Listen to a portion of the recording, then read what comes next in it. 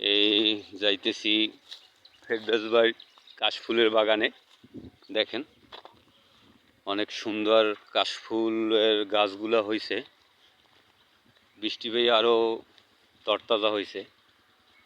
ফুল এখন তাই ফোটে নাই। এই যে অনেক সুন্দর কাশফুল গাছ,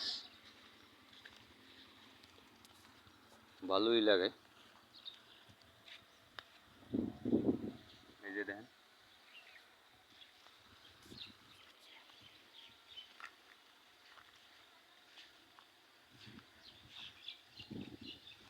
ভাইয়ের জায়গাটা অনেক সুন্দর, অনেক বড় স্পেস। মাঝখান দিয়ে রোড করে দিয়েছে, দুই সাইডে বালু, মাঝখানে রোড, সুন্দর একটা জায়গা।